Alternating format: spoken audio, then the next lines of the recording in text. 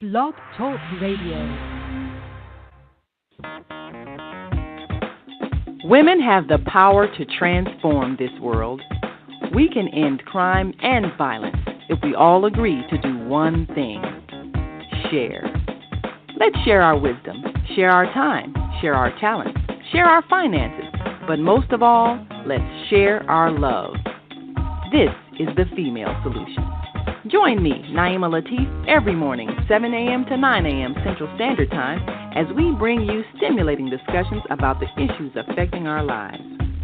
If you're listening online at www.blogtalkradio.com/the-female-solution, press the blue button that says follow and get our daily topics every morning directly to your email and your smartphone.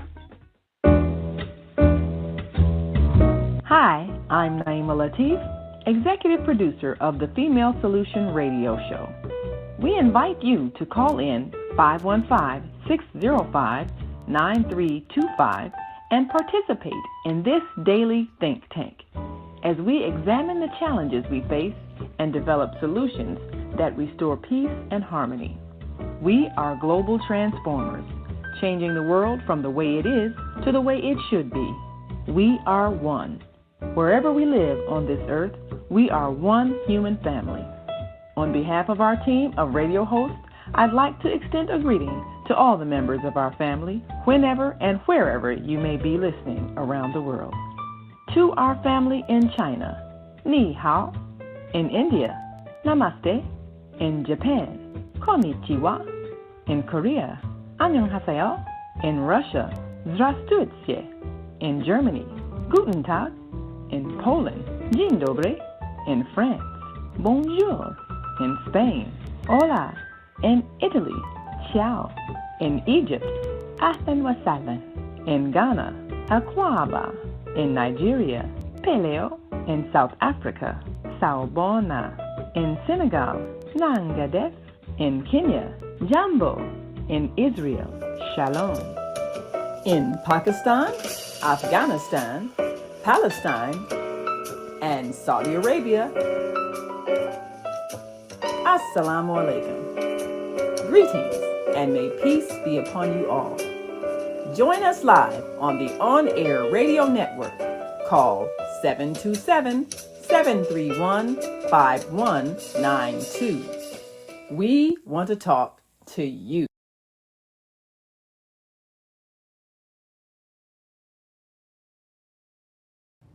Hi, I'm Naima Latif, and if you're watching this, that means you're one of the 4.6 billion people from around the world who are using an electronic device to talk to people.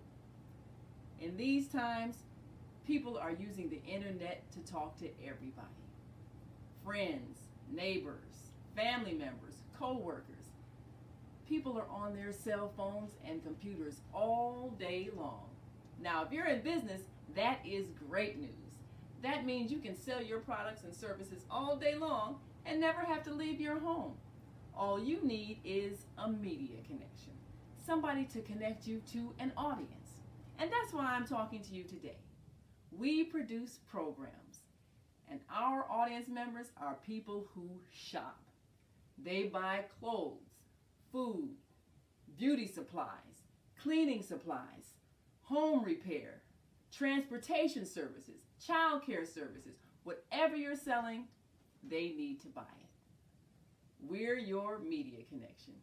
Just follow this link, and tomorrow you can sit back and relax at home while your business is making you money.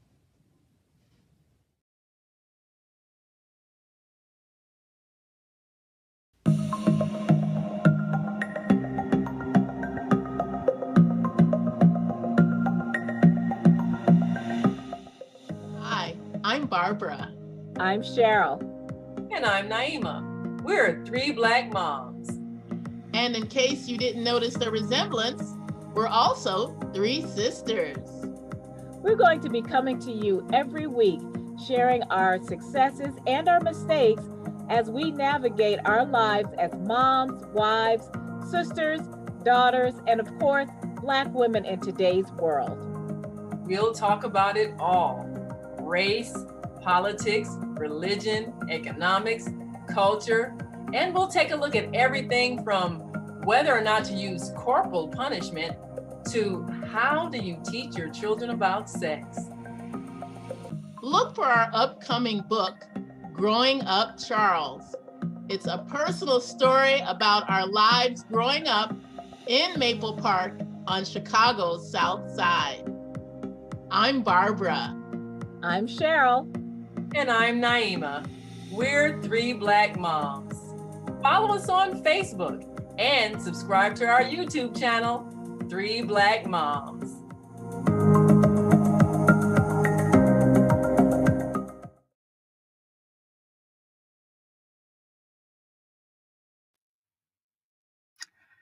Grand Rising, and thank you all for joining us on this Thursday edition of the Female Solution Global Radio TV show. I'm Naima Latif, and today we're going to shop with Zoe as we talk about Blacks in China. We often remind you that we are a global family, and everywhere in the world is only a plane ride away. We are connected. And even if you never get on an airplane, there's the internet, which is international. And once you place something on the World Wide Web, you are global. Many people have a challenge expanding their minds beyond their neighborhood, their block, their city, even their nation, to realize if where you are is not presenting you the opportunities you desire, you have the option to go someplace else. That's what a passport is for. And of course, if you join us every third Saturday and move around with Deborah, you know that travel is something that enhances your life. And it's easy if you simply choose where you want to go. You can always research anywhere in the world and visit.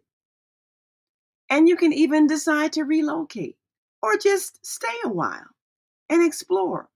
There are educational opportunities, there are business opportunities, and too often we don't explore some place that has been made to appear foreign to us from programming on TV and books we may have read that are probably outdated, or even attitudes from people who grew up in an era where people didn't associate with others that didn't look and sound like them.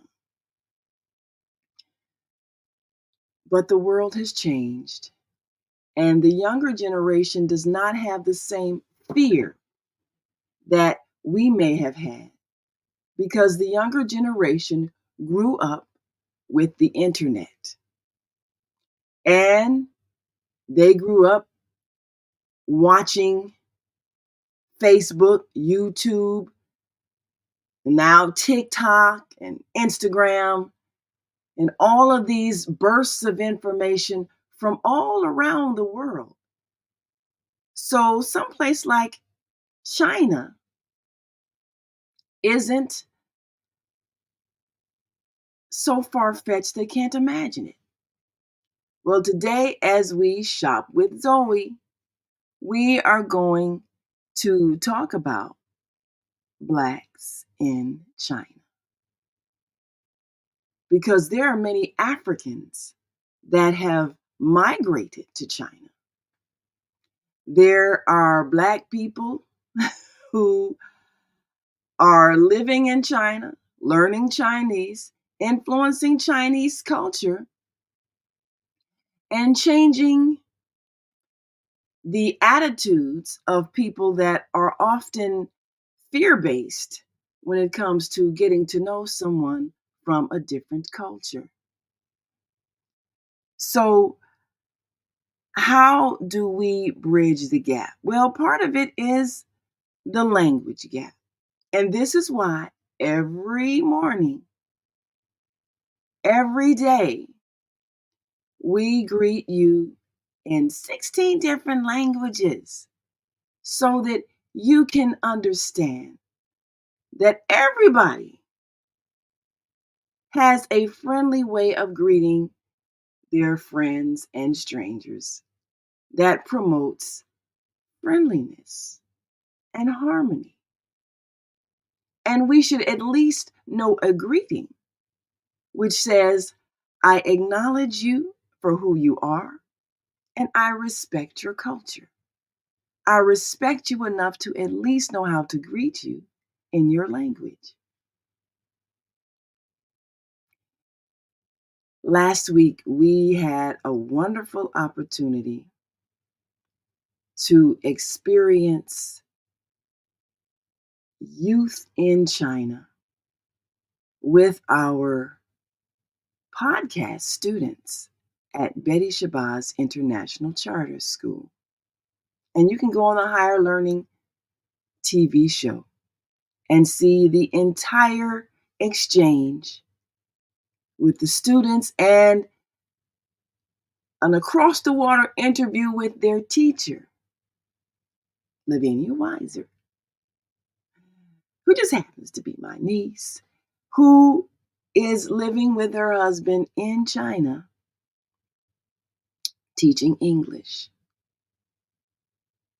And there are English teaching programs in nations across the world.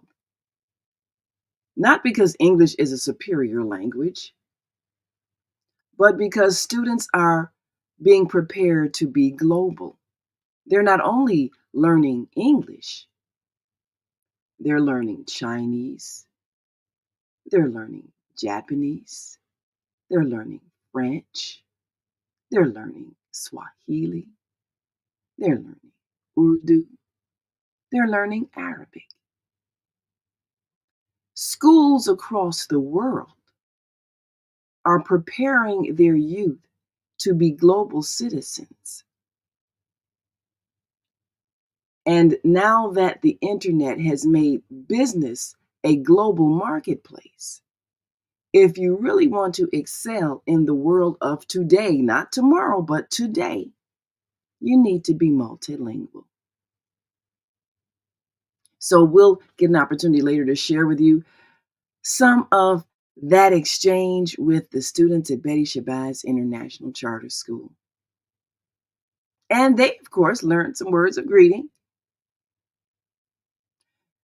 because if we're serious about participating in the society in a constructive way, we cannot keep our children contained and confined to a neighborhood and a racial identity that minimizes who they are. They too are global citizens. They too have the opportunity to interact and be multilingual. So our goal is to transcend the limitations of the generation preceding them and to open their minds to the unlimited possibilities that are now available based on a global communication system that is right there on their cell phone and certainly on their computers. So today we're going to talk about Blacks in China, because there are a number of people of African descent and people coming directly from the continent of Africa in these times that are traveling to China, establishing businesses, building communities, educating their children, and preparing for a future in which China plays a major role in the global economy. We can't approach it with fear. We have to approach it with preparation and understanding. So that we are able to participate in this global marketplace. Yes, people are intermarrying. Yes, people are converting to different religions. Yes, people are adopting different cultural attitudes. That's what happens when people travel. That's how all of us have experienced other cultures. People have traveled and shared who they are and what they know. So all of us have something to share with our neighbors. Let us prepare our children to effectively share a very rich culture, creative energy, ingenuity, resiliency. This is who we are as an African people. But everybody on the globe has something to share. Everyone has a history in which they have learned some very important lessons. And everybody has something that has empowered them to overcome challenges, whatever the experience may have been. So today we invite you to consider traveling to China. Now, of course, our global family of hosts, we're often reminding you that we are one family. And if we are willing to share everything from our knowledge, our experiences, our skills, we can, in fact, eliminate all the problems in our society.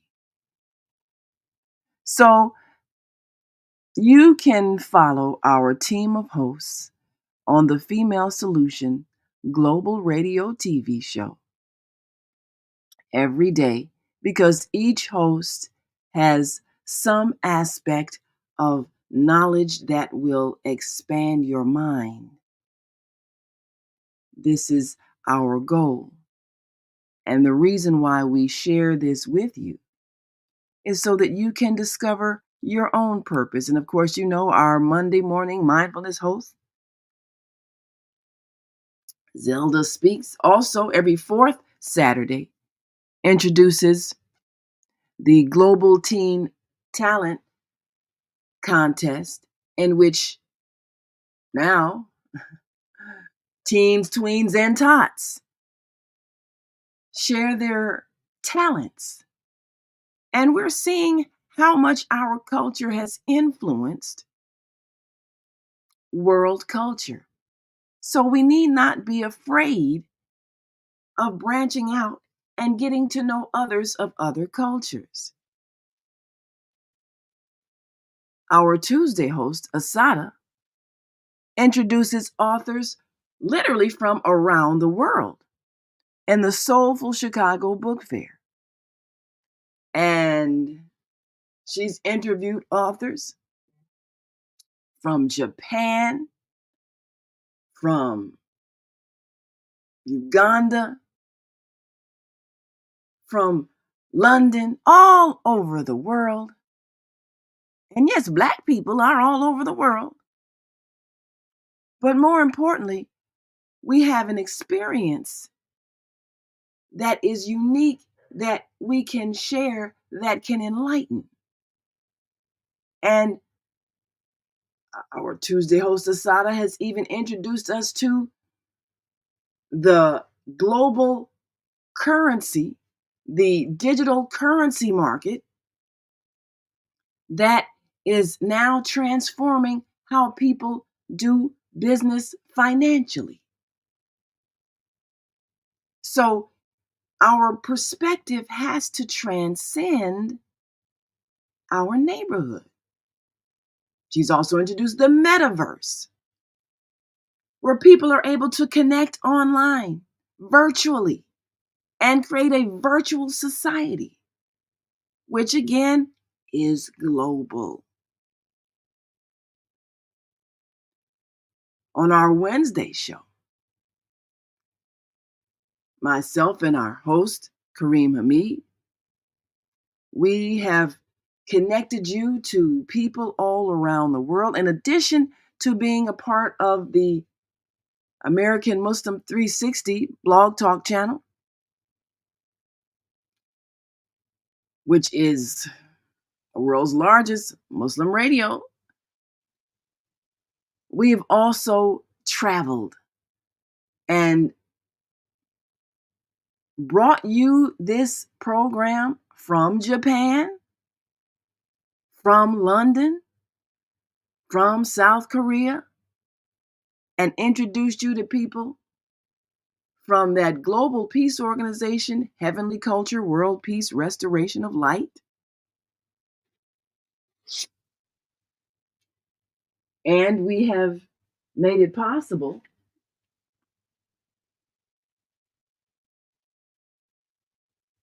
for people to get a world view of events that are changing their lives because people are organizing all around the world.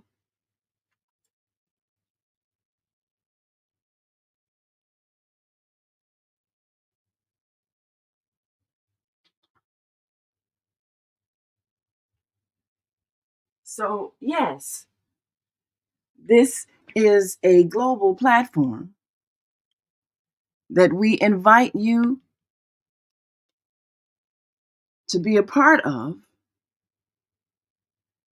because the world is different than what it was, and it is not going to ever go back to the way it was because we now have the means to connect to each other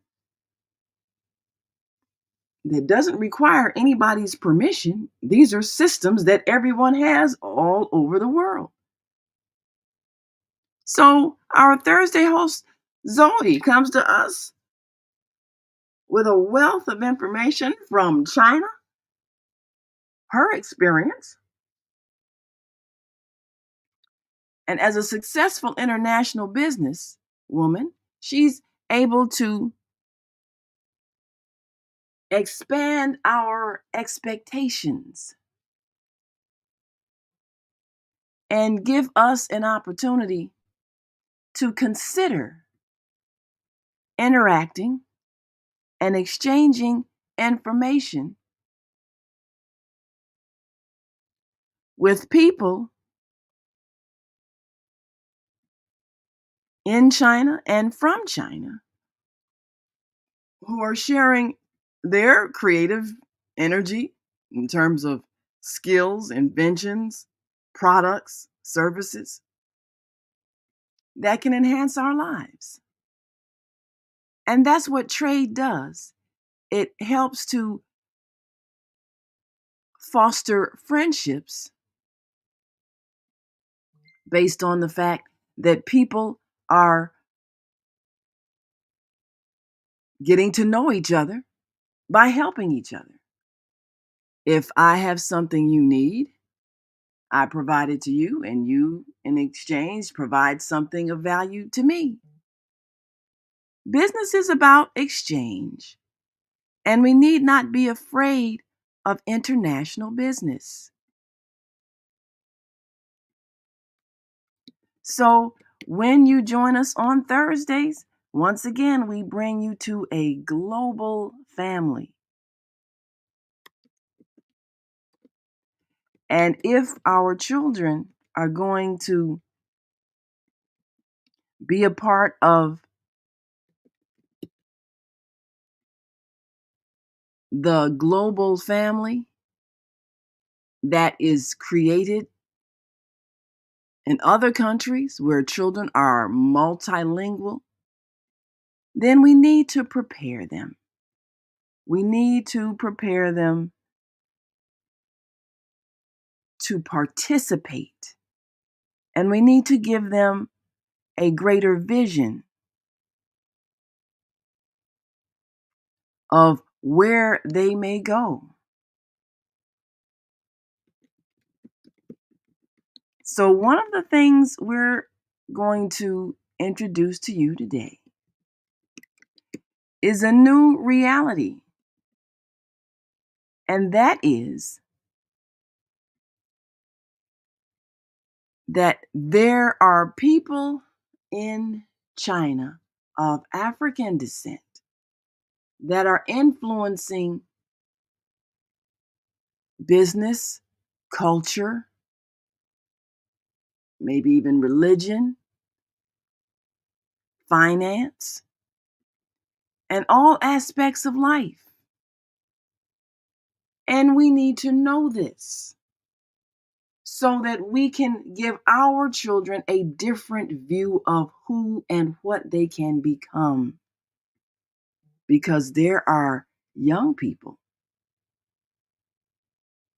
that are learning Chinese, just as there are young people in China learning English.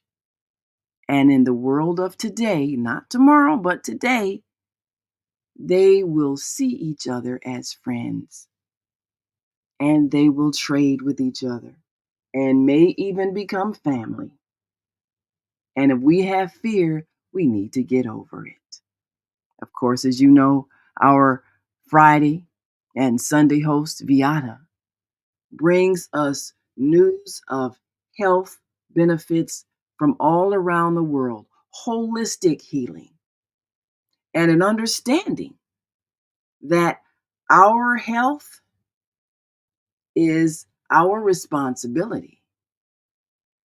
And so much of the information we get is from beyond our borders or beyond our traditional experience. Information sometimes coming from the East, but definitely effective in empowering us to take responsibility for our lives so that we stop acting like victims. We are powerful beyond measure, and there's no reason for us to be sick when people all over the world have shared ways of healing, health, and wellness. Our first Saturday host, Jana, comes to us live from London, giving us an insight on the United Kingdom. And culturally, we've been heavily influenced, of course, by British attitudes. And there is a large Black population in the UK, which Jana demonstrates every month. And there have been some very similar experiences. And if we are going to go forward and empower ourselves wherever we are, we've got to see ourselves as powerful people, the powerful people that we are, influencing culture everywhere we are. And Jana introduces to us nonviolent communication, a system of communicating that diffuses conflict. So when we learn how to express our thoughts, beliefs, desires, and needs in a way that is non threatening, non insulting, and affirming to other people, then we can communicate across cultures and across continents. And there needs to be no anger and suspicion between people who come from different cultures or countries or climates or any other thing that we perceive as different. Now, of course, our second Saturday host, Mama Joy, comes to us with an understanding of how to organize the communities in which we live and how to share with our youth and our elders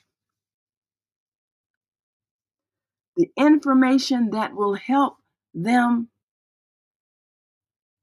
to improve themselves,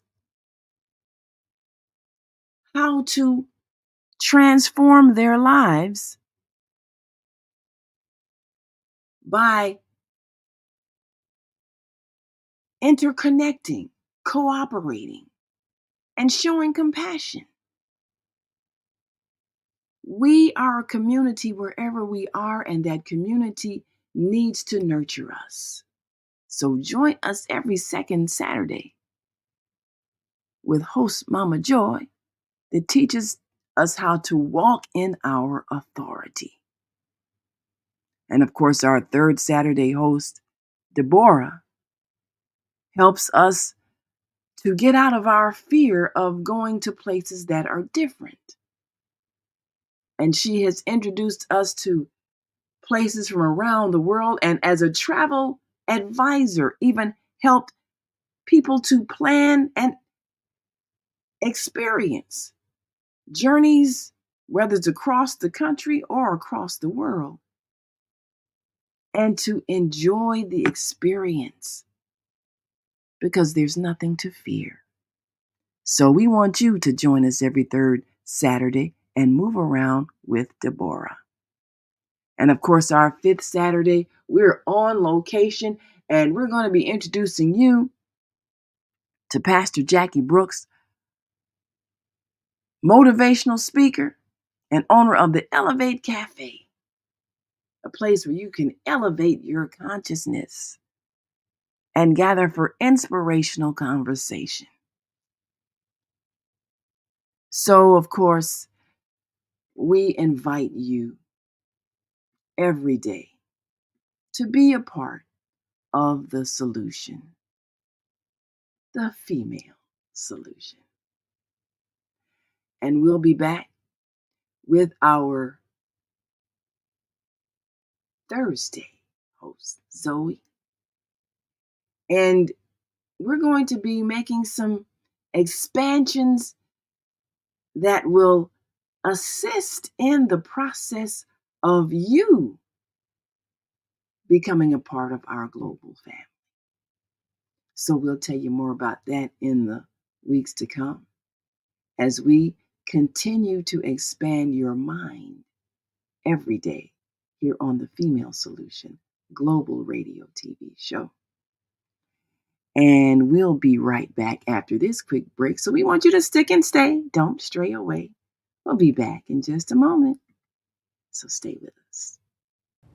Hi, I'm Naima Latif. And if you're watching this, that means you're one of the 4.6 billion people from around the world who are using an electronic device to talk to people.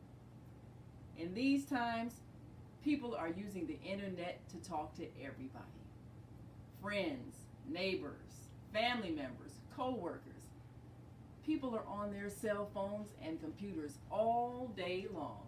Now, if you're in business, that is great news. That means you can sell your products and services all day long and never have to leave your home. All you need is a media connection, somebody to connect you to an audience. And that's why I'm talking to you today. We produce programs, and our audience members are people who shop. They buy clothes, food, beauty supplies, cleaning supplies, home repair, transportation services, child care services. Whatever you're selling, they need to buy it. We're your media connection. Just follow this link, and tomorrow you can sit back and relax at home while your business is making you money.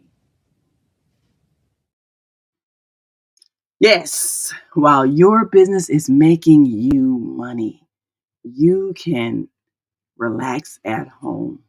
That's the world that we're living in today. And that's the world that you can benefit from. But we want you to not be afraid. Don't be afraid of your cell phone. Don't be afraid of your computer. These are tools. that many of us had to master during the pandemic because we couldn't leave our homes. But you don't have to leave your home to earn a living. You don't have to leave your home to interact with your friends and neighbors, family members, or co-workers. That's the power of the internet. That's the power of our present day communication systems. So we should master them.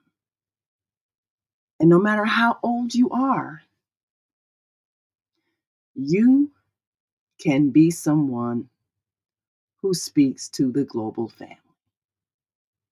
Now, you may have a message you'd like to share, and you may want to be someone who talks to the world. Well, you can go on the Higher Learning Network and follow our Monday Morning Mindfulness host, Zelda, and sign up for training on how to create your own podcast. Because you may have a message that you want to share, knowledge that you've acquired. How do you teach online? We'll show you how. We're so very much excited that we have had a chance to experience the enthusiasm of our young people who learn this skill. And we're going to see more of them.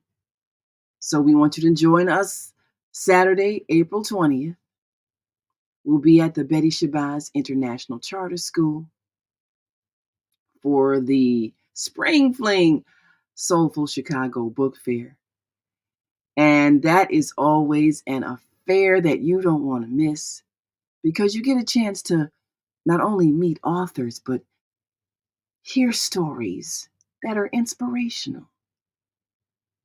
All of us have a story, and all of us can inspire the world with what we've learned in our life's journey.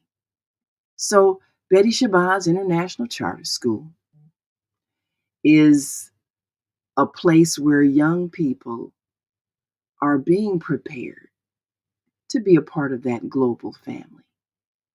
They're learning languages, and their perspective in being educated in an African-centered culture is one of power and strength, coming from a strong, resilient people that has influenced the world in science, mathematics, art, literature. And when they know this, they see themselves differently. And they plan their lives without restrictions based on other people's perspectives. This is what we need to learn how to teach our children. You are powerful. Remember that scene, if you remember that scene in Roots, where when Kunta Kinte was born and his father held him up to the vastness of the skies and said, "Behold, the only thing greater than yourself."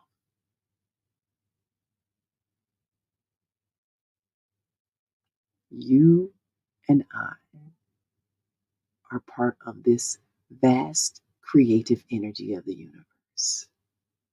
And there is no one on this earth greater than we are. And when we teach that to our children, they see themselves as without limits, and they achieve great things. So we have to stop limiting the minds of our children with our own fears. It's not fair to them because they were created without limits. And the only limits they have are the ones that we place in their minds. So we're going to talk today about Blacks in China. And those who are in China, their experience is not one of fear or anger over past enslavement. That relationship that we have here in America is unfortunately a very sick relationship. We are not well because we're still carrying the pain of an experience. And we're passing our pain on to our children, crippling them unknowingly. Whereas Blacks in China come to a continent that presents vast opportunities of commerce, industry, trade. And as a result of that perspective, they can influence in a way that is powerful. They're not acting like ex-slaves or angry at oppressors or constantly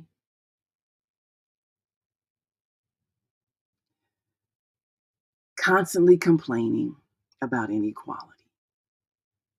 They're assertively taking advantage of the opportunities for global trade. Well, we're going to go to our phone lines and get your thoughts. In the city where you live, do you have a Chinatown? Like we've got a Chinatown in Chicago. Well, of course, there's cities in China where there's an Africa town because people take their culture where they go.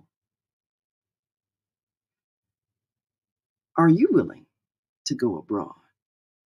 Are you willing to learn Chinese? Well, let's go to our phone lines and go to area code 773-483 Grand Rising. Introduce yourself to our listening and viewing audience and share your thoughts. Good morning. Koopy James. Grand Rising, Koopy James. Thank you for calling in. Oops. You know that I'm the American one. I'm not an African. I'm different. Well, I'm just a universal soul. I belong to the cosmos. I'm not an African. You're not claiming Africa, and I'm not claiming Earth. I ain't claiming Africa.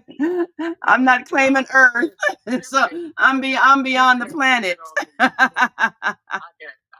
got 2 feet down in America. I don't know nothing about Africa. Okay, I may do business in my shea butter. Hey. I wear my mud cloth and all that. I don't know nothing about Africa. I don't look like them. They come after people come here. They have what do you call it, dialect, right? And they keep that dialect for the rest of their life. Right? If you was from Africa, wouldn't you have a dialect? Okay. Oh yeah. Stop playing. So like I said, I'm free. I'm a businessman. I do business with all international people. That's good. All of them recognize, and all of them recognize. I go to Chinatown, Italians, Germans, Jewish, and they all go, hey man, you know who you are, don't you? I go, what do you mean? You're an Islander. I go, Islander? You're from America, aren't you? You're not in this African theory. I said, no, we can tell. I go, why? Because you're so peaceful every time you come here. Mm-hmm. You're not looking at my race and all that. You're settled. Where everybody else is just so distraught. Well, peace is a state of being. The term African American came from what they say about 400. Why is it always 400 years? Why can't it be 430 years? Why y'all ain't keep it? If y'all ain't keep it count, it's been 400 years for what, the last 20, 34 years?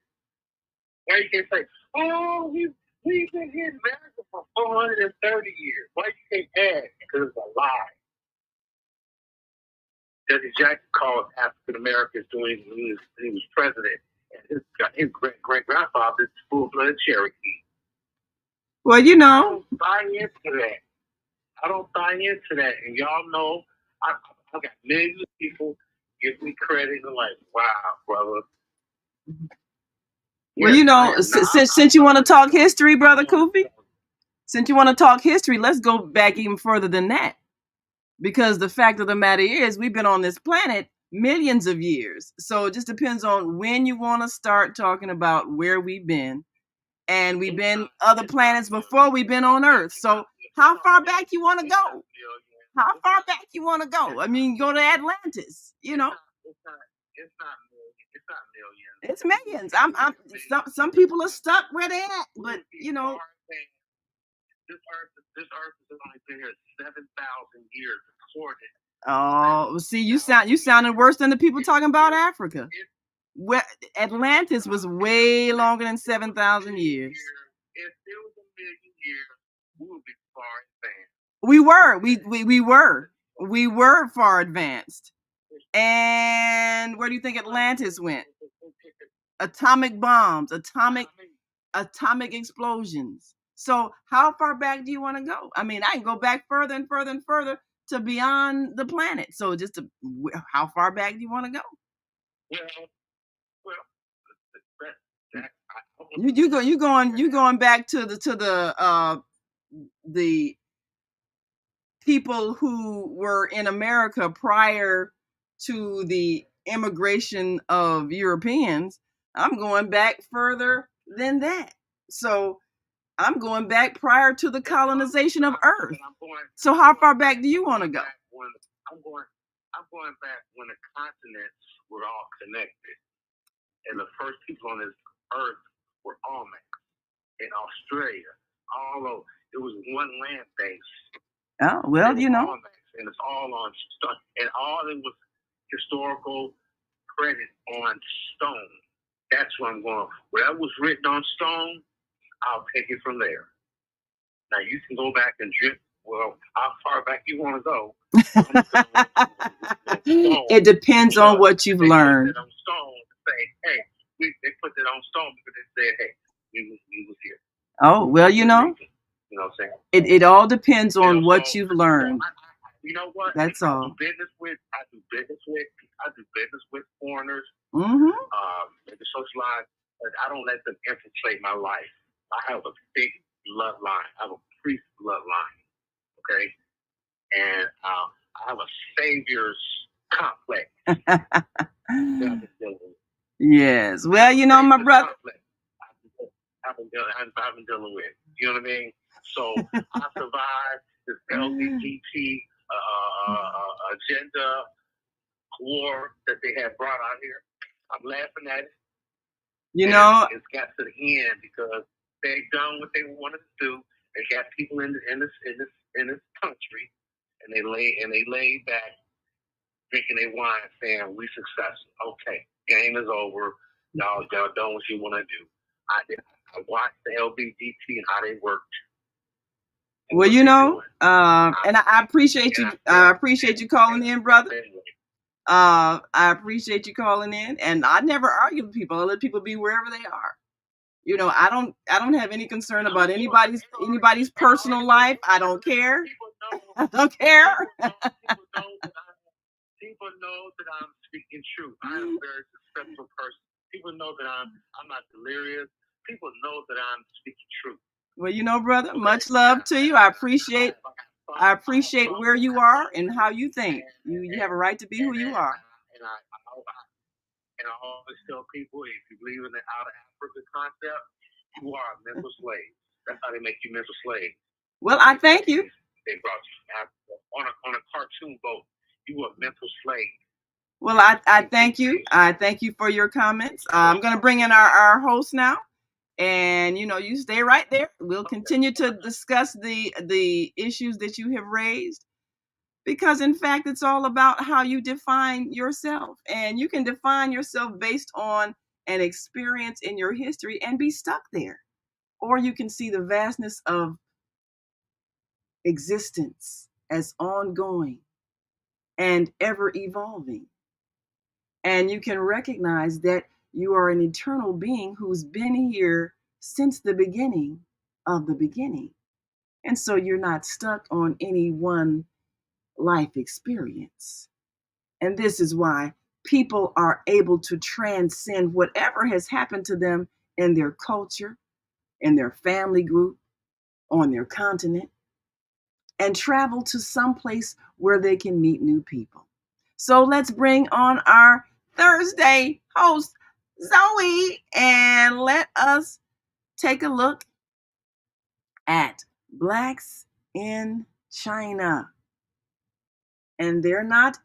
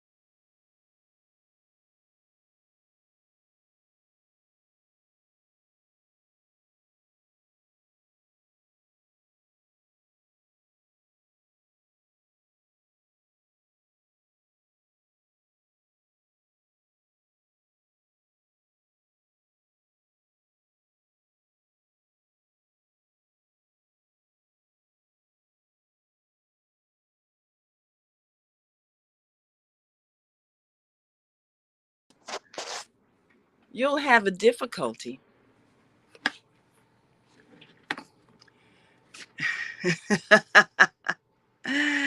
in being able to comprehend differences.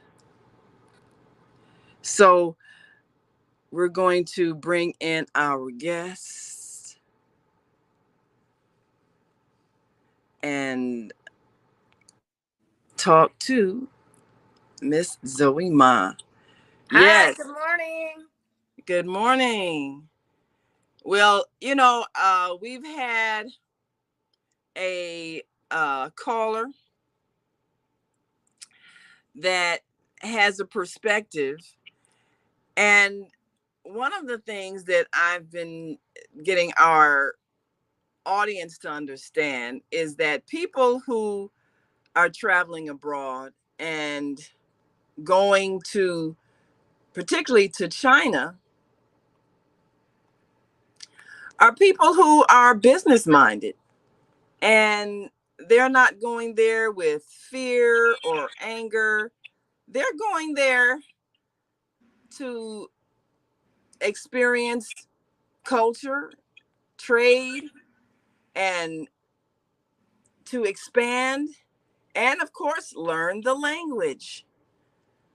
But we want our viewers to get a view of those Blacks in China that have established communities, and even some that are there teaching and helping the Chinese to even prepare for their spreading abroad by learning the language with an insight on the people that they're about to do business with, whether it's African countries or those here in America. So what have you observed about Blacks in China?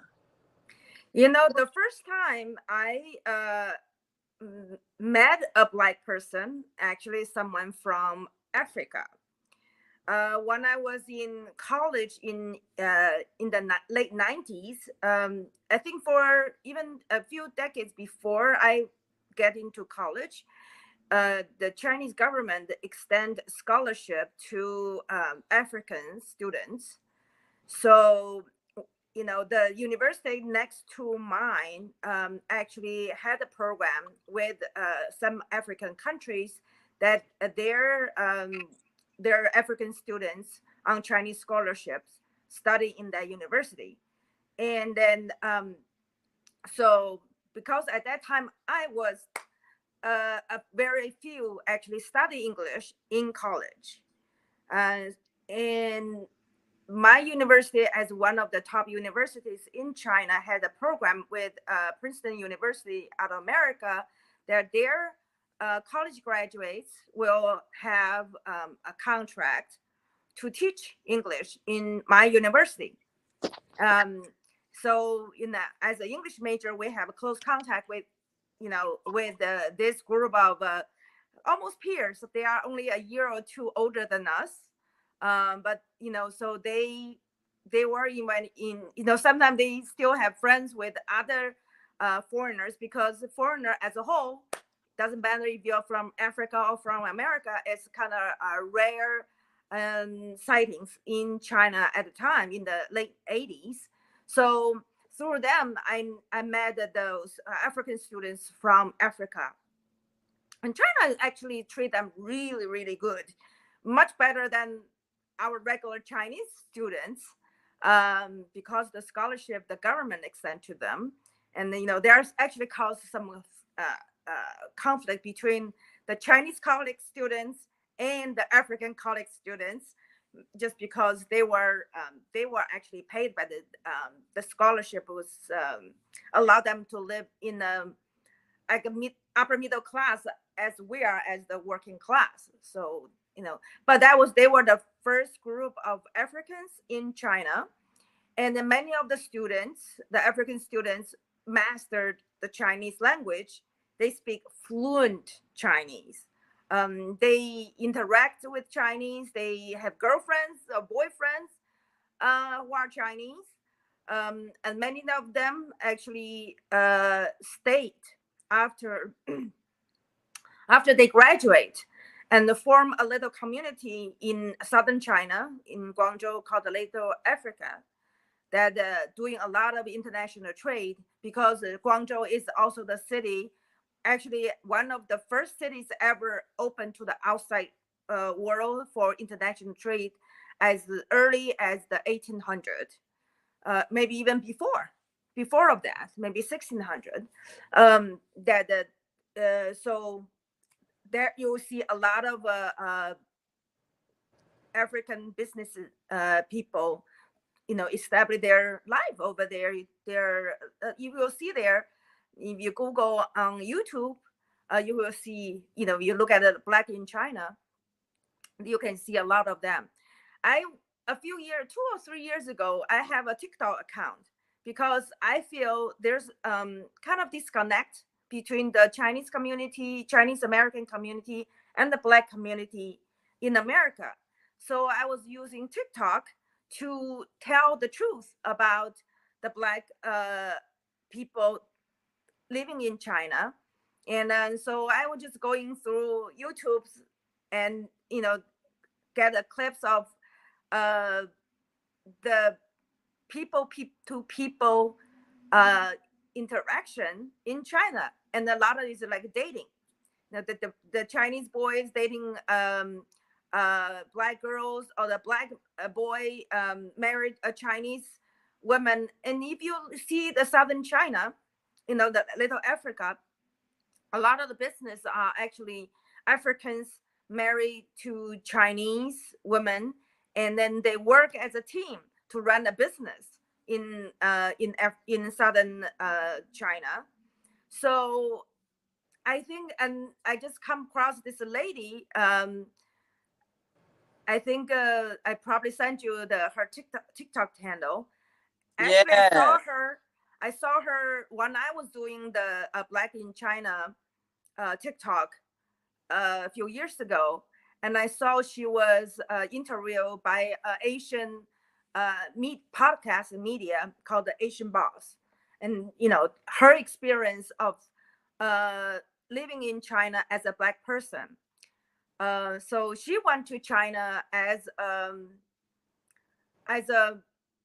English teacher. It seems like she learned Chinese even before, and then she went to China, and her Chinese is great, and then she was talking about her experience as a Black person in China versus a Black person in the United States, and you know China, when you are being a Black person, you are standing out because you don't look like uh, the ordinary Chinese.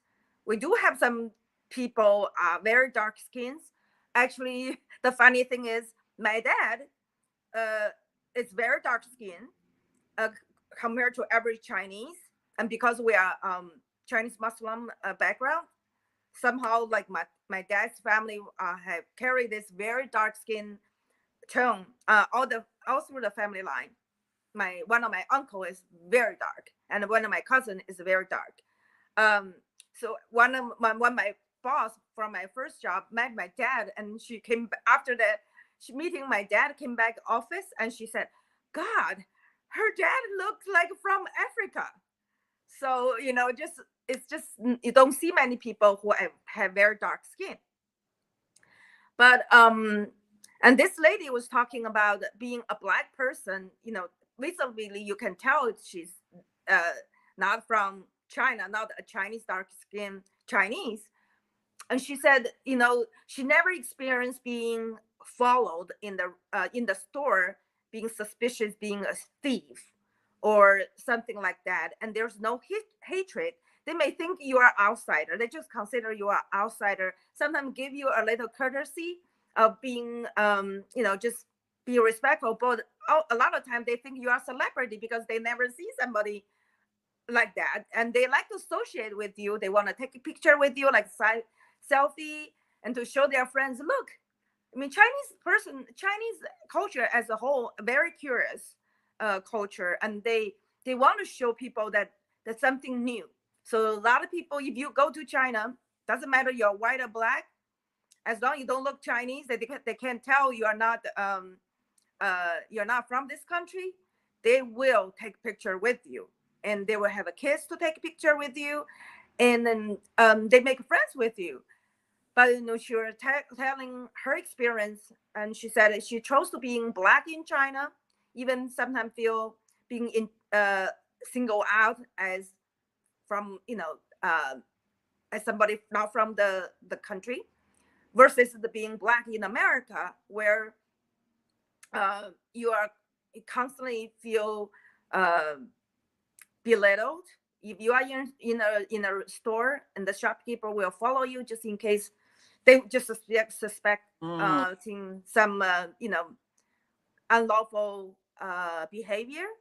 Actually, I think I probably sent you another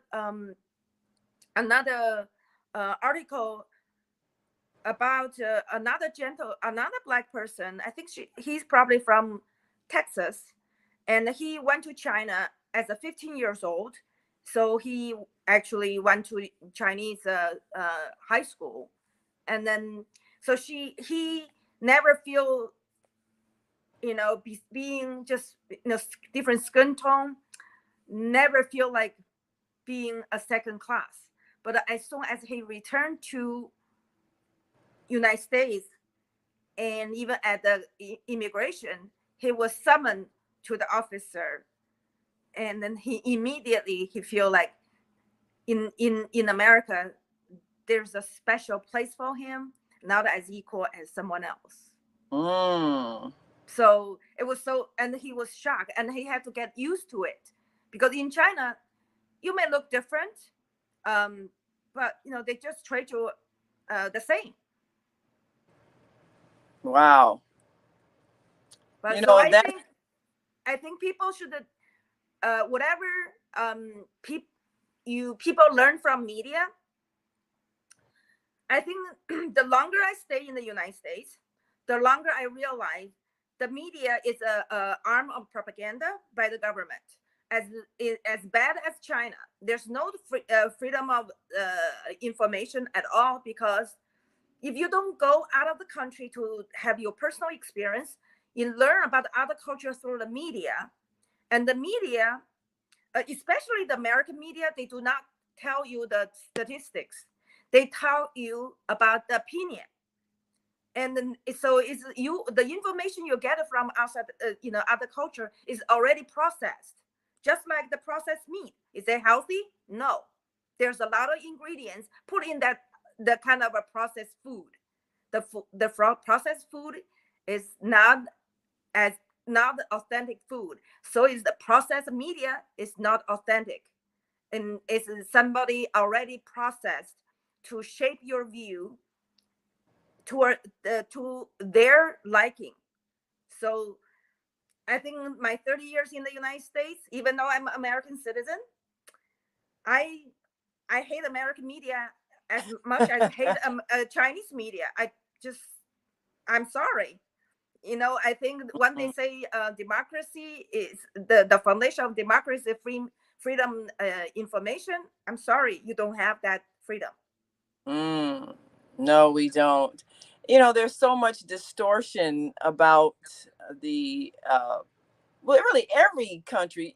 When we grow up in America, we learn propaganda. And I remember what we learned about China was communists, and the people are oppressed. And if you go there, they'll throw you in jail and you'll be tortured. I mean, we learned all those kinds of things, so that what was instilled in us was fear. So when you talk about China today, even what we hear on the news is all fear-based. And even in recent decades, when I was hearing stories about, the Chinese have invaded Africa and they're taking over.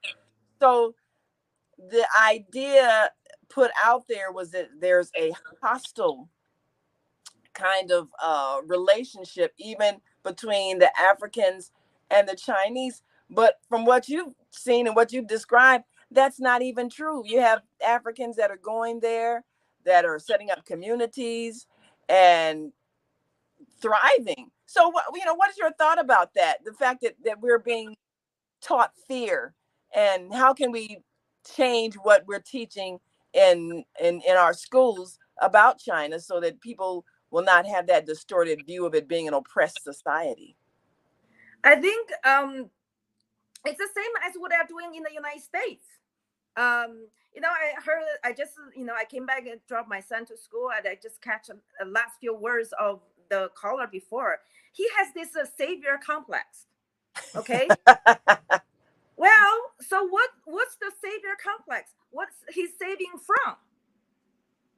The enemy, the fear. So he had to. It doesn't matter they are in the United States or in international stage. They want to project the other party at the enemy of you. They need to brainwash you, and so they can justify this savior complex when they are actually the person who commits genocide from the get-go of this whole American continent. So what do we mean by this? The savior complex is almost from the Romans. They come to, they decide, okay, there's religion is superior, they need to save the world. They went to Istanbul and massacre the Jews and the Islam, the Muslims, and they will say they are saving the world. So everything is about manipulate you to justify their as upper class and you as lower class. And then that's on the international stage, they do the same. They are so-called a civilized society, and then the rest of the world is uncivilized. So they need to go there. Just thinking Africa, before China went to Africa, the white people being in Africa for 100 years, what have they done for Africa? After 400 years, why Africa still not a civilized world as you are being the savior? That means you are incompetent savior. You know, when you come to someone's home and rob them and then ask them how come they don't have anything in their home, well, you rob them of it. You know, if somebody comes to my house and they drag out my flat screen TV and they take out all my computers and they put all my cell phones in a bag and cart them out to their truck, and they take all the food out of my refrigerator and put it in a bag and take it in their truck, and they drive away with all my things, and they then come to my house and say, well, you don't have anything. Well, no, because you just took it. So all of this talk about Africa not having, well, what did people do when they came? They came and stole. So if a country now is going through a process of trying to rebuild after having experienced robbery, they weren't poor before, they were very wealthy. And anybody who studied history knows one of the wealthiest men in history, Mansa Musa, traveled across the continent spreading gold everywhere. And of course, gold was considered, symbol of wealth. So even the attitude that we're given about Africa is distorted. Because like you say, some people have a savior complex. So I'm going to go and save these people from themselves. These people were doing fine. They were trading. There were, and we wrote about this in one of our books. There were ships that traveled to America from Africa doing trade with the indigenous people here before the Europeans came. So everybody was doing fine before the Europeans came with their attitude of we're going to come and take. And I'm not saying that just Europeans did. Everybody did. Everybody stole from people. What we're trying to do now is establish a different way of being so that we can come and trade and exchange and have mutual respect. That can be the relationship that people from other nations can have with each other. Not I'm going to come and take what you have by force and kill you, but I'm going to come in and go to your universities and study and learn your language and experience your culture and share some of mine. That's the attitude we want people to have when they go abroad. Not, I'm going to save you. I'm going to come and bring you my culture so you can be like me. No, that's not what we need to do. No, I mean, I think that, we are all human beings. God created us equal. Doesn't mean give you an extra brain compared to everybody else. So if you don't have an extra brain, I can't tell you are actually superior and you have the power of being a savior. I'm sorry, you don't. And then for the people, this is the color still possess that kind of a mentality, the superior savior complex. I'm sorry, you are a loser for this in the history, because you just label yourself and nobody see you that way. And that's why today the America still want to feel they need to enforce the savior complex, like as from the Biden. But what he's doing right now, the savior back complex support the Israel genocide, the Palestine, that you have a choice, you choose one life over another. You are no God, but America is playing God. I think that for those people, just see life is a life. Doesn't matter what color you are, what faith you are, where do you live. So let people choose, and then don't interfere. Even history, God is, I always say, history is written by God. Let the people, if the Israelis and the Palestinians need to figure out how to coexist with each other on their own terms, without the interference by American, not by the billions of dollars sent over there, when our people here do not have food, do not have indecent housing. Just look at the housing price right now.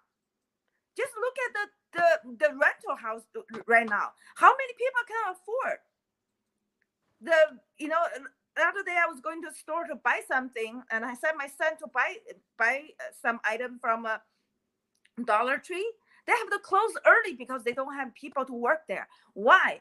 Because I tell my I just had a visitor from China. I said the reason there's nobody working in that shop because doesn't matter if they work that shop, they will not have enough money to pay apartment. So I showed him the price of apartment in their community. If that person make $15 an hour and then probably only give them like 30 hours to avoid all the benefit, that person, how much that person can make. And the apartment over there for studio is $1,100. So I think our government, the American government, the white people's government need to come back and think about it. We people, America, need that $1 billion they sent to Ukraine and Israel.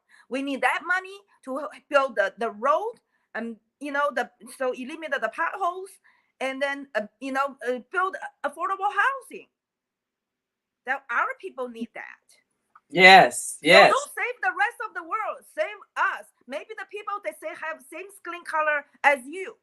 Yes. Yesterday, I have somebody call me for my rental apartment in Wisconsin, and it's only $550 per month. That includes all utility. And this person, I assume have the same skin color as the caller.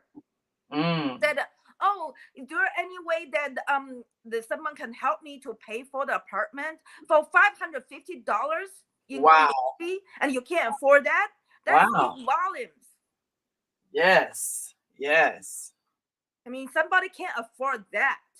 I think people get into a state of helplessness and believing that they don't have the ability to take care of themselves, and that's what happens when you're raised with a victim mentality. Oh, these people won't let me do this, or these people are racist, or these people are prejudiced. We do more to cripple our children by having them think that they're dependent on other people in order to do things. Now, the people that you see going to China, they're not seeing themselves as helpless and they can't do things. They're seeing themselves as international business people, educators, people who are exploring new cultures. They're not walking in fear or dependency, so they can come with a whole different attitude. So how do we help people get out of that helpless attitude that they can't do something that everybody else is doing? I think it's more to first of all, stop creating this fear. There's a problem. There's a fear propaganda that everybody else is your enemy. There's no enemy. People, God is the God of love. We love one another. We have to learn to love one another. And then, for people who has been, outside the world, see a different culture, can coach people around you. Like, last week I was in, Wisconsin, and my tenant she is a single mom from Melrose Park of Indiana, and she had 5 young babies, and I'm just coaching her that I say, don't look for who can subsidize your utilities. Don't always think, oh, my utilities is so high, what government agency that I can go apply. I say, you can never catch up like that. You need to figure out how you can start doing business.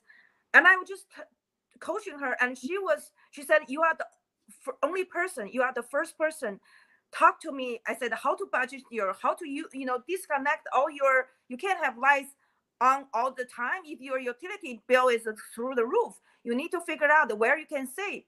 I'm gonna have to teach her how to manage your household. And now the other day, 2 days ago, she sent me a text and she said, I have this business idea. And then so she was talking about it. I said, that's a great idea. And I'm already help her asking my friend in Chinese. I said, okay, can you buy this product in China, see how that goes. So I'm helping her to actually build a business in the north Wisconsin, in the rural Wisconsin, as a a black single mom, and that's what I said. We need to exchange. And I just feel like, in China, in Chicago, we have a sizable Chinese community, and they are doing trade with China all the time. And it's good for people to talk and they say, let's sit down. What can we do to bring trade here? Let's do trade. When the store is closing, 99 store closing, Dollar Trees and the Family Dollar is going to close a lot of their stores. Where are people going to buy? Right. So we need to, I said, this is the opportunity. We need to see the opportunity, not the fear. That's it. We need to see the opportunity and not the fear. That's what people who are traveling abroad and creating businesses, they don't move in fear. And so instead of people being angry when you see somebody of another ethnicity come into your community and open up a business, think about what kept you from opening up a business in your same neighborhood. What's keeping you from doing it? What's keeping you from going to another community? And some people say, well, I couldn't open up a business in Chinatown. Well, you don't know. Did you try? Maybe you have a business that they might welcome. You can even open a business in China.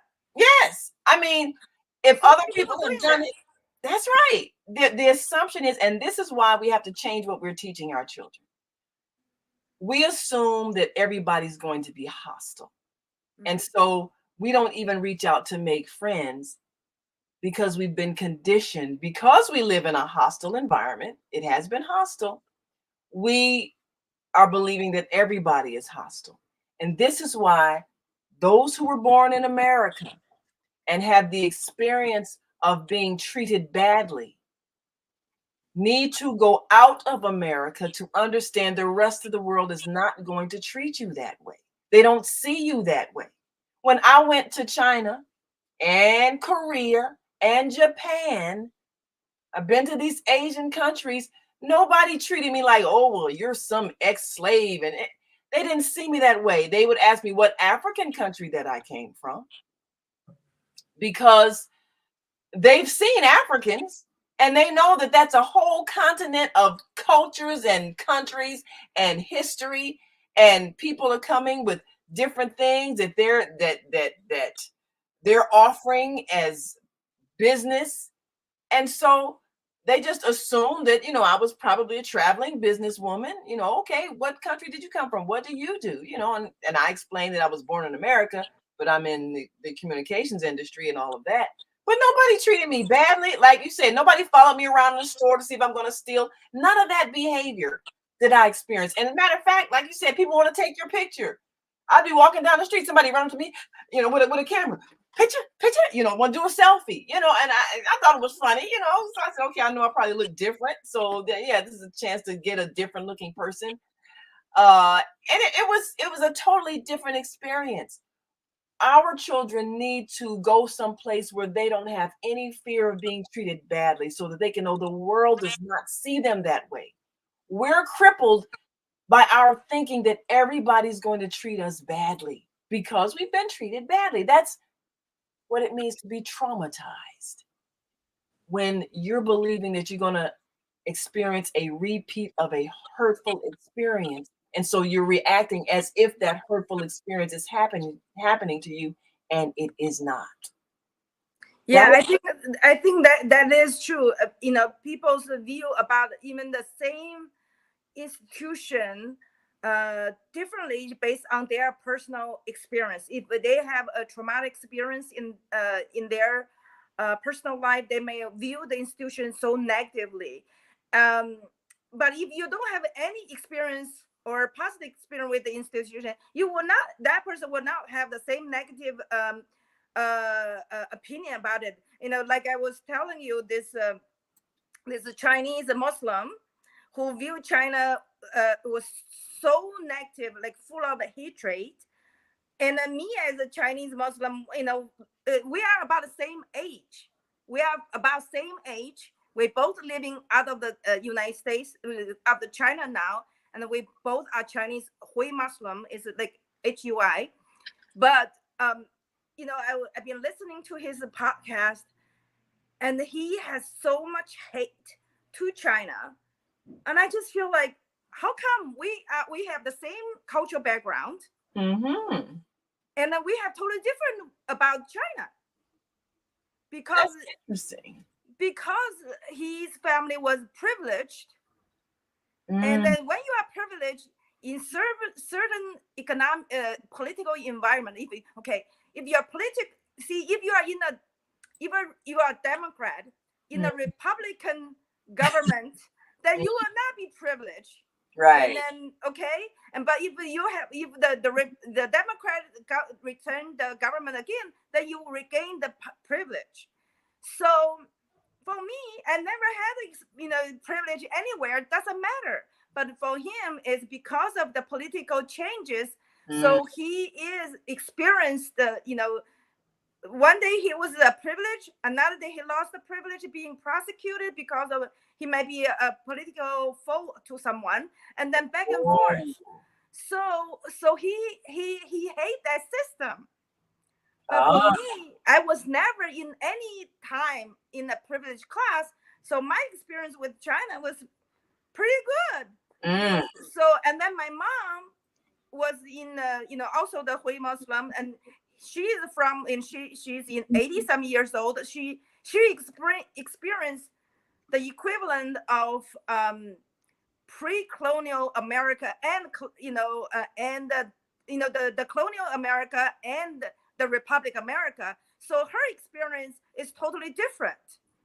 And then she prefer this if you consider before the communists as the colonial America, and the current is the Republic America. She loved this version of it, and the versus this Hui Muslim, because now the Hui Muslims, is that a particular sect of Islam that's in China, and maybe there are some other groups as well? Yeah, America heard so much about the Uyghur Muslim, but the Hui Muslim is more like anybody who is not Uyghur Muslim or Hazak, or there's a few that the Central East Asian countries have some of their population live in Xinjiang, so they have sovereign one, just like there's Chinese Koreans that the Korean living in China called Chinese Koreans. But for the rest of the Chinese who are Islam believers, they are generally called the Hui Muslim. But there's two type of us. One is like I think my family were, because my dad carried a lot of Central Asian or Persian facial features. I think in our family line is more we are mixed. But that person say his family line doesn't have any Central Asian DNAs, so they are more Chinese converted to Islam. And I think on my mama's side, maybe because my mom has a lot of Korean DNA, so probably in that part is they were converted to Islam. But so there's two type of the Hui Muslims. Is some Chinese, and he apparently is a Chinese converted to Islam, but who hate Chinese, just vehemently. Hate Chinese as ethnic group, even not even just the country. So it's very interesting, but it's because of a personal experience. And he identified with the Uyghurs, especially the exiled Uyghur community, more than the regular Uyghurs. So I just feel like this person is a January 6th Sixers.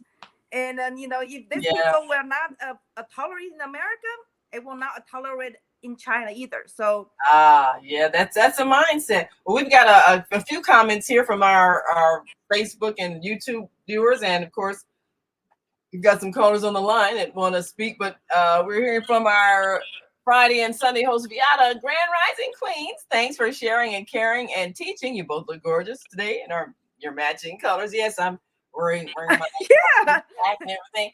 But Yeah, if you want a visual image, you can go to our Facebook and YouTube page, The Female Solution. Just type it in and you'll see the gorgeous Zoe Ma. and then You see my Naima, face. Zoima, and Naima. Yes. It rhymes. Yes. So, of course, if you're listening online and want to join this conversation, you can give us a call, 515-605-9325, and press 1 when you're ready to speak. And this show will be on the On Air Radio Network after the show, so you can go to onaireverywhere.com/on-air-radio-network and listen to the podcast. And we have a comment from Zelda from the Higher Learning Network says, Grand Rising, beautiful, bodacious woman. Thanks for awakening the planet. We are waking up. Yes. Yes, we are. You got to go to the Higher Learning Network TV show and see those children from Betty Shabazz International Charter School. They did a so fantastic impressive, job with the students from China, and then they had a great interview with their teacher, who is African American, that's been teaching there. I think it's been about 8 years now teaching in China. I think at least 6, 7. I mean, she's been there a while, and she has her 6th, 7th, 8th grade students, and we had our 6th, 7th, and 8th grade students, and we're going to continue that connection with them because we're preparing our students to go to China and meet the students, meet their peers, because what we envision is creating friendships. You can't be enemies with someone who you've made friends with. They're not a myth anymore. You know actual people, and that just makes such a difference because the world of the future will not be one of conflict. And Beata says, consider joining my buying club at metaluca.com for non-toxic products and business opportunities. Yes, that's one of the things about trade is that you learn about other ways of healing that, aren't always made known to us here, because the companies here, they kind of have a lockdown on the information when it comes to health and wellness. So we need to explore and always watch Health and Wellbeing on Fridays, and of course Soul Purpose Healing on Sundays with Beata to get some insight. And Beata said, had some experiences when I visited China that people wanted to take pictures with me and my spouse. Yes. And it's a lot of fun because they know that you're from someplace else.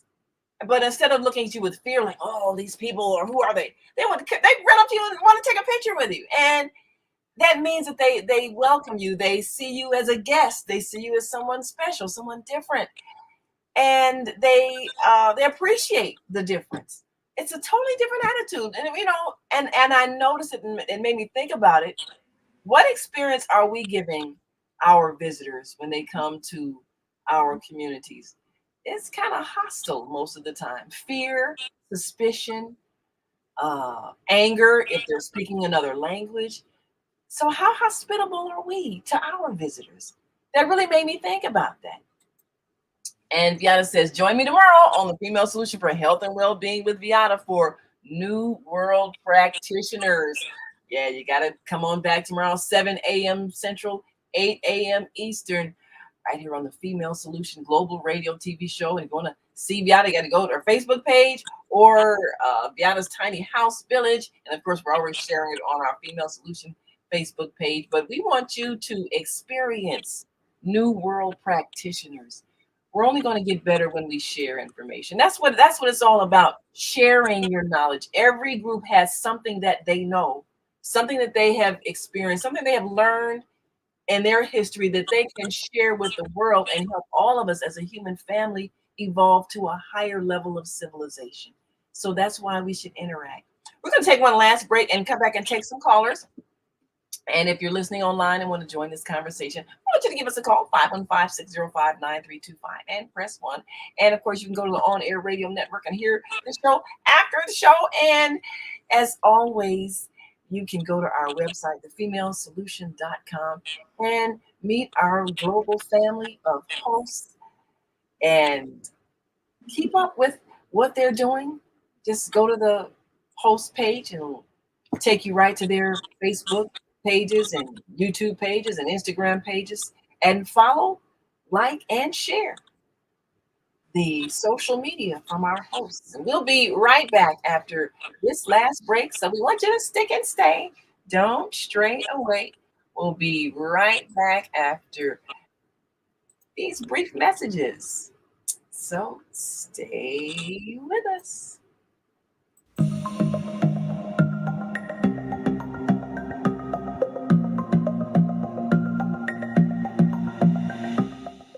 Hi, I'm Barbara. I'm Cheryl. And I'm Naima. We're three Black moms. And in case you didn't notice the resemblance, we're also three sisters.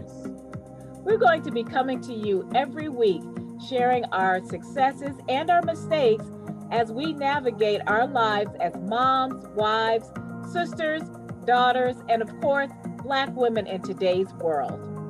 We'll talk about it all: race, politics, religion, economics, culture, and we'll take a look at everything from whether or not to use corporal punishment to how do you teach your children about sex. Look for our upcoming book, Growing Up Charles. It's a personal story about our lives growing up in Maple Park on Chicago's South Side. I'm Barbara. I'm Cheryl. And I'm Naima. We're three Black moms. Follow us on Facebook and subscribe to our YouTube channel, Three Black Moms.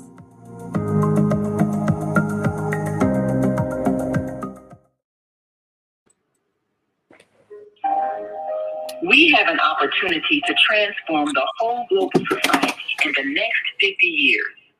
50 years from now, the earth will be populated by a new generation of adults, many of whom are yet unborn.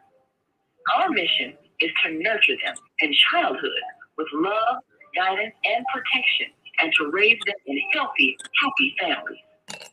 If we impart values of compassion, generosity, and respect for fellow human beings in the next generation of children, they will create a world where people can live together in peace.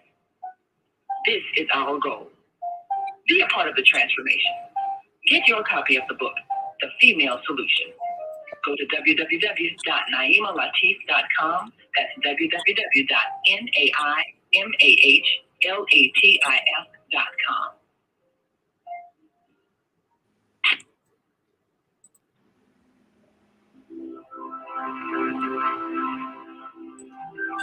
Do you want to live in a world without war? Join our global peace movement. Heavenly Culture World Peace Restoration of Light transcends culture, religion, ideology, and other boundaries to achieve peaceful harmony in the global society. HWPL is committed to bringing world peace and the cessation of war through peaceful dialogue between religious groups. I am Director Shin-Suk Kim of the HWPL Chicago branch of North America. Join us for our next gathering. Call 773-580-1501 and be a part of the movement for world peace. Email us at chicagohwpl@gmail.com.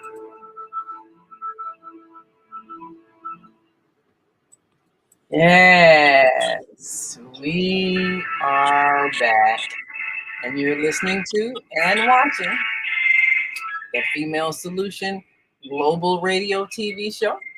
I'm Naima Latif, and on Thursdays we shop with Zoe as we learn about international trade and business and travel and commerce. And now we're taking a look at Blacks in China because there is a large population and growing there. And we need to be a part of it. Yes. Yes, I think, this, for the past 400 years, I think the Black culture, crossed from Africa to America has been suppressed. They are not, they are denied the resources to promote themselves at equal footing with the rest of the other races like Asians and the white. But right now, the world, the economy is on the verge of a new revolution. Yes. And then here, the world is not divided as the haves and the have-not. The haves is have the capital, have not is do not have the capital. In the new economy, the capital is redefined. It's not in the dollars, not in RMB, not in pounds. That's right. Not even gold. That's right. It's defined by people. That's right. You and me. Yes. Everybody, yes. Because we will be the new capital. Yes. Because the world, because of commerce, the world, the new revolution is not industry anymore. It's commerce, based on commerce, on digital world. That's right. So how we become the capital the people want to have. Now, how to get the piece of us? Monetize ourselves. We don't right now. That's why we enter a new world with equality. Because right now it's one person is one person. The technology is just create a digital version of us to monetize, but they still based on us. We are source of their capital. So I think this is the new world order. If you put it in a political term, it's a new world order. It's every one of us going to play a big role, and then we are all equal. At this point, God really created us all equal because we are all human beings. Yes. So now we are into a world that is truly equal because of the technology, because it's a digital world based on commerce, not by production. And then the sooner you can get into this commerce sphere, the better you can have the same, you can share the wealth that other people can have. But share the lifestyle other people can have. Now everybody's equal. So that's why and the center of the production is in China, but the whole world is the marketplace. Your neighborhood is your marketplace. And how to capitalize the new world, new marketplace right in your community when the Amazon is out there, all the stores are out there. How? You are the one going to fill your community with a new marketplace, and you will be the person to do it. Yes. And how to do it? Travel around and learn from other people. I think the other day I said how I become who I am today in the last 30 years. I learned manage Airbnb before it was Airbnb from an Irish firefighter in Chicago. I learned how to manage assisted living from a Scottish lady, 70 years old from Wisconsin. You just need to travel around, learn from some strangers, and the fear that you have will be blocking you from open that opportunity. For me, I never had fear. I can learn from anybody. A fire from the south side, I don't care. As long as I can learn something from you to better myself. Right. And that's something that we have to teach our children, not to fear people, not to expect everybody to treat them badly, not to be afraid to ask for help or ask for, when I was in China, lost, on public transportation, I couldn't figure out how to work the machine to get my, pass to get into the train. And every time I had a confused look on my face, when I was in the airport and I was trying to figure out how to get the ticket out of the machine, people would always come and help me. I didn't even ask for help. I just looked confused and lost. But people would come and help just because they knew I was a stranger. They knew I was a visitor. And they just automatically, oh, do you need help? And they would. And one guy, he had this little translation app on his phone, but he couldn't quite get it to work. So he brought somebody else who he went and got somebody who could speak better English so that they could help me. Total strangers, you know. So we have to get out of the idea that people aren't going to be nice and people aren't going to help and everybody's out to get us, everybody's going to be mean. That's, I think, the biggest emotional scar that African American people have. The belief that everybody is going to be mean to us because we've experienced so much meanness here.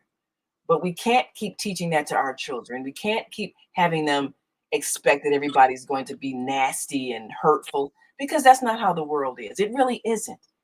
And you'd be surprised. I mean, I was, and I'm really thinking of sending the mayor, this suggestion, even city council, however it has to happen. This is an international city.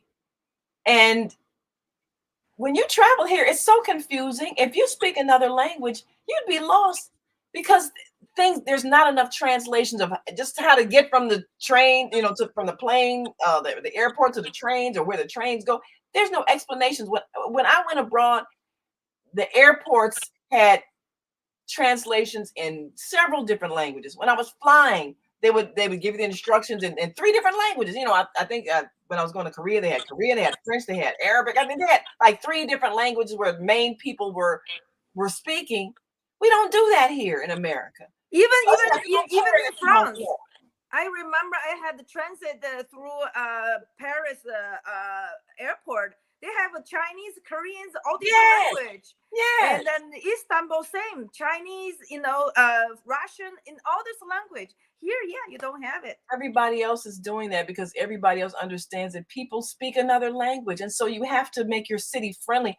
We can do that in Chicago. We need to do that in Chicago. I'm going to suggest that to our elected officials, that they make this mandatory for transportation systems, that they be multilingual, because people here aren't just friendly to help you when you look confused the way I looked confused when I was traveling.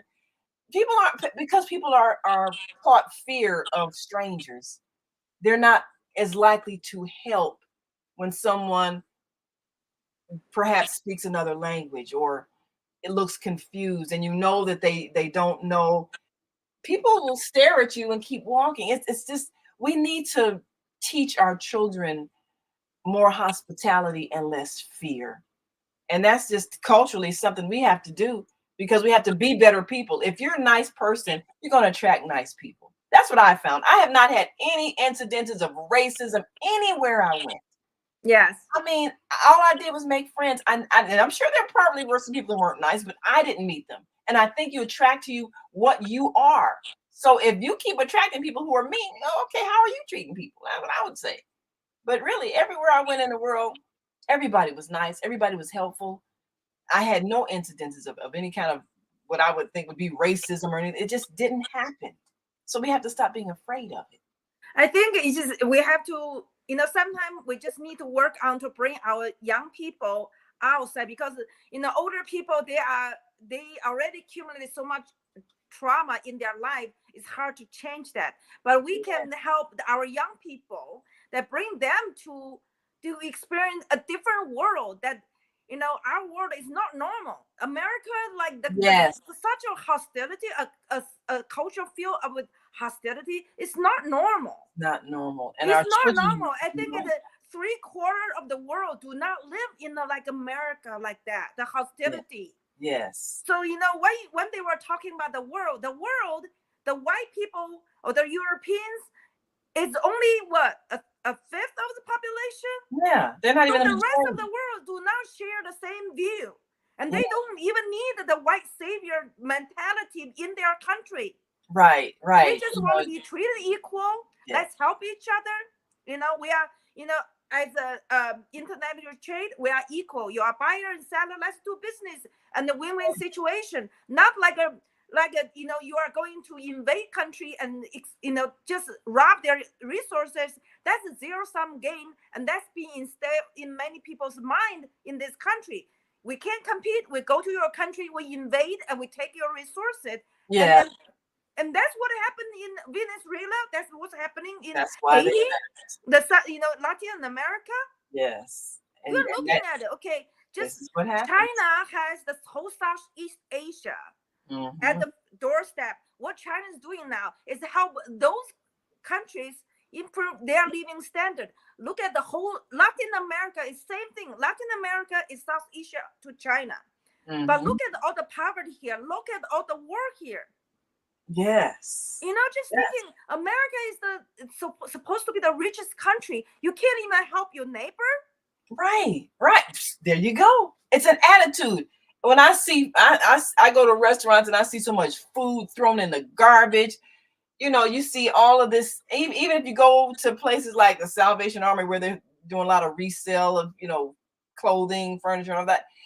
It's so much overabundance and waste here. Why can't you just share? Why can't you just help those who need? And once you give it, then they can circulate, and then everybody gets some, and then nobody's poor. So it's an American mindset of selfishness and meanness. And like you say, it doesn't exist everywhere else. Everybody does not have that attitude. We got some callers on the line, and we got some that's been listening for quite a while. Press 1 if you'd like to ask a question, you can make a comment, you got a thought. Would you consider going to China? And what were you taught about China as a child? I think that's a good question, because I didn't realize that 99.9% of my education was propaganda until maybe in the last few decades. We have a programming that we have been taught about others that is untrue, and it's to make us fearful, and it's to make us not question that we're being treated badly, because we're always told that if you go someplace else, they're going to treat you worse. Or if you go to China, they're going to throw you in jail. They don't let you speak. You know, you got free speech here, but you know, if you go there, they'll throw you in jail because they don't allow that there. That's what we were taught. So we were taught fear, and that's how come people don't travel, because they've been ingrained with fear of other places. You know what? What really shocked me is the way the government treat the General Sixers. Yes. That is the same thing. If you don't see something good, they to their liking or do things that follow their rule, it's a political movement. For you don't like it, that's fine. Yes, but you can't put them in jail for 20 years, and then you support some other country overthrowing their government, and they say that's democracy, and you do not have democracy in your backyard. Right. In your Capitol Hill. Right, that's right. Well, we've got some callers on the line. We'll see if we can get to them before we wrap up. Area code 773-221. I believe that's Mr. Nelson Bay. Yes. Thank you, Naima and Zoe Ma. You know, I'm a World Order of Baha'u'llah system of global governance votary. And that's based on the World Order of Baha'u'llah written by Shoghi Effendi, beloved guardian of the Baha'i faith. It's important that the arbiters of political affairs in future, be it the future mayors of Chicago, the future presidents of the United States, have a vision that is based on something very sound. And I believe in quantum financial system, a quantum voting system. I've developed a parallel economy that's called the Universal Basic Income Treasury Direct Account. And I'm also creative founder of Federated State Bank of North America and Africa. Yes. Well, you know, it's backed by gold, by the way. And you know, and I'm grateful that people are creating other systems. And thank you so much for calling in. I think we can squeeze another call before we go. I think it's important for us, like you just said, Zoe, that we know that we are the capital. We can create our own economic systems. We have the power to choose what we want to use as the means of trade and commerce, because we are the people, and we're the ones who define how we want our lives to go. And we can choose to be kind. We can choose to be fair. We can choose to share. And we can create a better society than what we have right now, which has been based on, I'm going to take what you have. And that's a mindset. But it doesn't have to be. It doesn't have to be the way we live. So thank you, Brother Nelson. We appreciate you so very much. And let me see if I can take another caller, 312-4 450 Grand Rising. Introduce yourself to our listening and viewing audience and give us your thoughts. I just want to say that, can you hear me, guys? This is Duchess from Chicago. Prophet Darva, can you hear me? Yes, ma'am. Thank you. I just want to say that I follow China a lot over the years, and I wanted to say that we understand who China represents, what it represents, and what our relationship with the United States and China has with each other. But I wanted to say that China is overpopulated. You're saying that you like to go to China to live, to be there. I mean, it's overpopulated. I thought that they're saying across the border, you got Chinese people coming across the border to come to the United States. So I think that if you go any place, I mean, nothing against China, but we got, 50 countries in Africa that we need to visit that we haven't seen yet, that we don't even know anything about. But I just think that the relationship the United States and China has, I don't know, it seems like it's not it seems like the relationship is not I'm not saying bad, but it's controversy between the United States and China. So that's my thought on that. That's something interesting that she said. And thank you, Darva, so much for calling. We appreciate you. Feel free to call anytime. Love you much. Yes, thank you. Well, when the students were talking to the teacher from China, when they had the interaction with the Chinese students, and then they'd asked the students, "Is it crowded there?" And then when they talked to the teacher about it, and she said, there's a different, in terms of culturally, there's a different understanding about personal space. Yes, there are a lot of people, but it's not seen as abnormal. People know how to function with a lot of people. And I was observing that as well. They were very organized with the public transportation system. And something I found amazing, they had crowded trains just like we have, but there was no conflict. People weren't fussing or fighting or angry or anything. Everybody just kind of sat and minded their own business, either where they were reading something on paper or a lot of them on their phones, whatever. But having a lot of people doesn't mean you have conflict. People know how to go where they need to go and travel through the streets and there's a lot of bicycle travel. Nobody was like bumping into each other and arguing. Hey, you stepped on my foot, like here where you can step on a person's foot and they want to hit you in the face. That didn't exist there. And one thing I observed, even the houses, there's no waste of space. Of course, you got a lot of people, that means every space is occupied by something helpful, like a house or whatever. And there's not a lot of wasted space. Because when I stayed there, I stayed in I forgot what you call it, but kind of hotel where it's almost like a dormitory room where there are bunk beds, and there was like 6 of us in the room. But it was okay. It was a different experience. But you learn how to use your space that you have. You don't waste a lot of space, and everybody understands that they're sharing space with others. So there's a different level of respect that you have because there are a lot of people. So having a lot of people doesn't mean there's a conflict. So thank you for that question, Darva, because I think people need to understand that you can have a lot of people someplace and it doesn't have to cause a conflict. Just respect each other and everybody will be fine. I think the Chinese culture emphasize share and the respect. Respect is never everything. So I think that's kind of the order and the culture that maintains rather than, just conflict all the time. Yes, I think that's it. Well, it looks like we're out of time. We thank you so much, as always, for sharing some insight. And we urge you all to shop with Zoe on Thursdays because you're going to learn about how to become part of the international business community. It's real simple. Just reach out to your neighbors and learn how to share. Well, we want you all to, of course, go to the Female Solution Facebook page and YouTube channel, and of course our website, www.thefemalesolution.com. And you can keep up with our hosts on the on-air radio network. You can listen to this show. It'll be right there. And of course, join us tomorrow for Health and Well-Being with Beata. And until then, remember to shine your light. We'll see you next time on the Female Solution Global Radio TV show.